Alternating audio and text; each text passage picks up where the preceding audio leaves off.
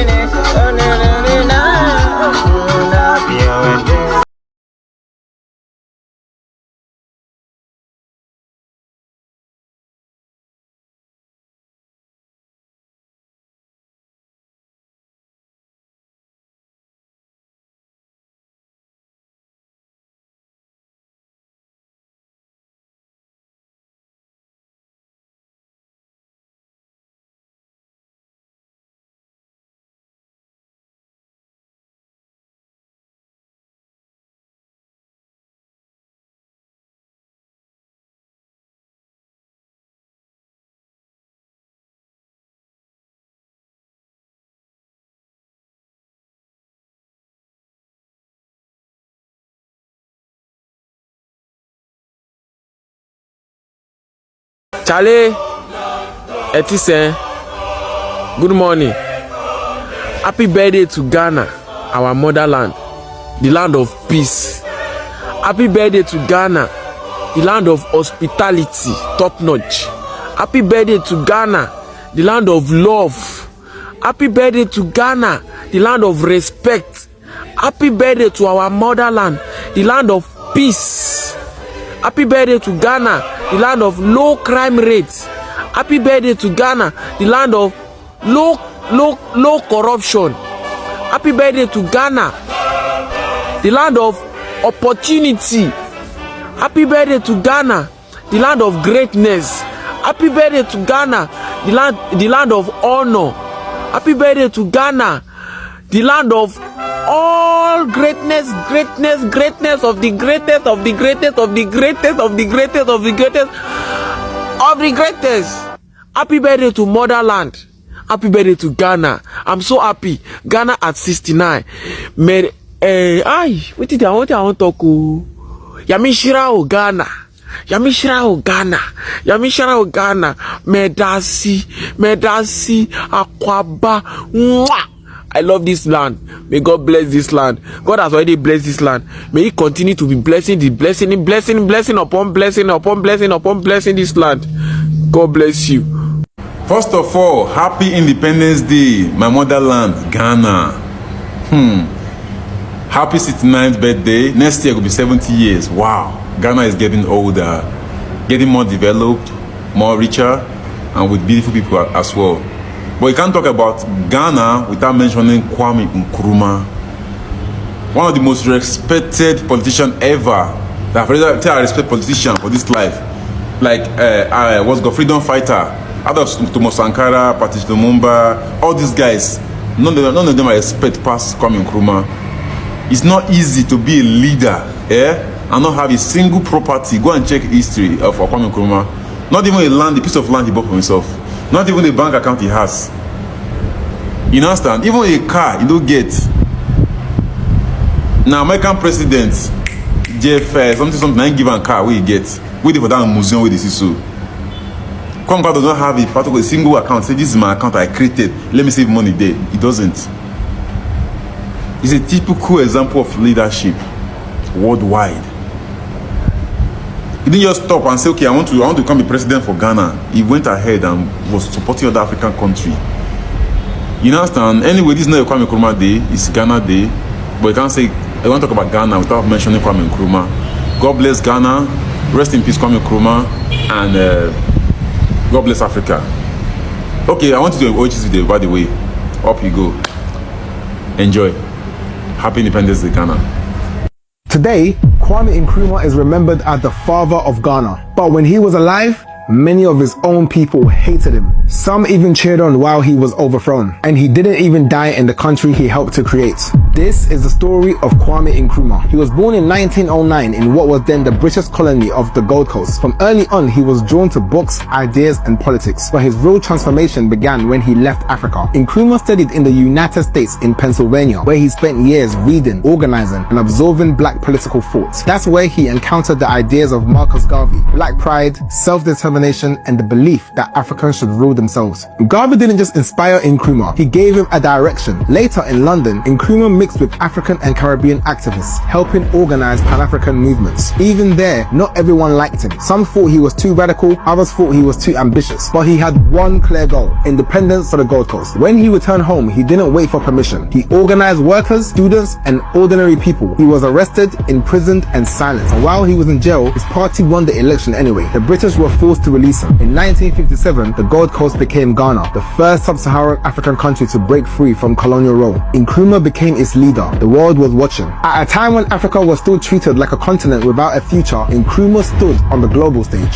He even danced with Queen Elizabeth II, a moment that symbolized something unthinkable just years earlier. A former colony standing as an equal. Suddenly, Ghana wasn't just free, it was visible. Nkrumah pushed massive projects: education, industry, infrastructure, and the Akosombo Dam. He wrote books including Africa Must Unite and Neo-Colonialism, the last stage of imperialism, which turned him into a global voice for Pan-Africanism. He didn't just want Ghana to be free, he wanted Africa to be free and united. But at home, things grew tense. He centralized power, he silenced critics. Some Ghanaians felt he was becoming authoritarian. Even Ghanaians abroad, including in London, began turning against him. In 1966, while Nkrumah was on a trip overseas, the military overthrew his government. He never returned to rule again in Ghana. He spent his final years in exile, moving between countries, still thinking about Africa, still writing, still believing in unity. In 1972, he died in Bucharest, Romania, far from the country he helped bring into existence. Today, Ghana honors him. Streets carry his name, statues stand in his image, but his life leaves an uncomfortable truth. The man who freed the nation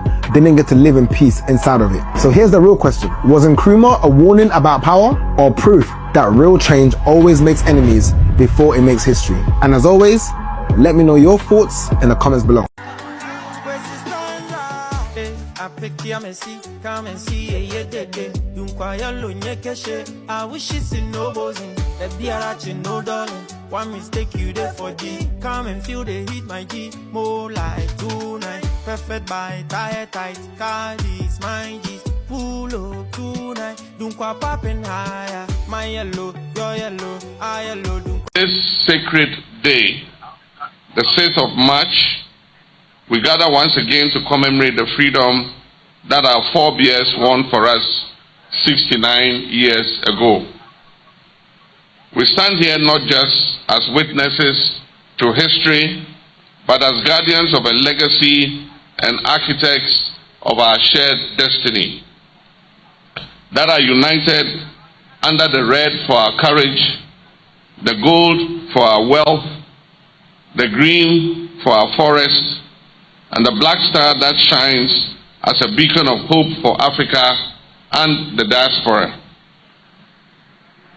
Today, as we mark our 69th independence anniversary, we do so under the theme, Building Prosperity, Inspiring Hope. This theme is more than just ceremonial. It represents a covenant between the government and the governed, a solemn promise that every decision we make and every policy we implement must foster prosperity and renew hope for every Ghanaian. Just 6 days ago, I stood before Parliament to deliver the State of the Nation address. I spoke honestly about our challenges and confidently about the future and the progress we are making. But today, I speak not only to our Parliament, but to every Ghanaian, the farmer in the northern savannah, the trader in the Makola markets, the teachers in our classrooms, the nurses in our hospitals and clinics, the young entrepreneur with a smartphone in his hand, and every Ghanaian, both at home and in the diaspora. This is our story. This is our moment. We cannot speak of Ghana's present without paying homage to our past. 69 years ago, Osojifo Dr. Kwame Nkrumah proclaimed to the world that at long last the battle is ended and that Ghana, our beloved country, is free forever. He also added that the independence of Ghana is meaningless unless it is linked up with the total liberation of the African continent. Nkrumah did not only grant us independence, he awakened within us a sense of consciousness and a continental purpose. Starting with the UGCC and eventually the CPP, along with the countless unsung heroes and patriots, they sparked a movement that altered the course of African history. Today, we honor the memory of Osojifo Dr. Kwame Nkrumah and all others who have led this country after him. All of them have been a part of our history and have brought us to this moment in our lives. From Dr. Kofi Abrifabuzia to J.A. Ankara, Akwesi Afrifa, Ike Achampong, General Akufo, Jerry John Rawlings, John Ajekum Kufuor, John Evans Atta Mills, and Nana Addo Dankwa Akufo-Addo. Every administration, regardless of its political inclination, has played its part in building the nation we all proudly call Ghana. Our democracy has endured because we've learned to compete without destroying, to disagree without hatred, and to transfer power peacefully, which is evidence of the maturity and the wisdom of the Ghanaian people. Your Excellency Prime Minister Terence Drew, your presence here today carries great significance for us. Your visits and our bilateral engagements represent more than just diplomacy. They signify a historic reconnection between Ghana and our brothers and sisters in the Caribbean, branches of the same ancestral tree. The dungeons of the Cape Coast and Elmina castles remind us of the dark chapters of history when millions of Africans were forcibly transported across the Middle Passage to the so-called New World. Yet from that tragedy arose the remarkable resilience, creativity, and cultural brilliance that continue to influence the world. Today, Ghana is working with partners across Africa and the diaspora to seek historical justice. Later this month, Ghana will submit a motion to the United Nations declaring slavery and the transatlantic slave trade the gravest crime against humanity.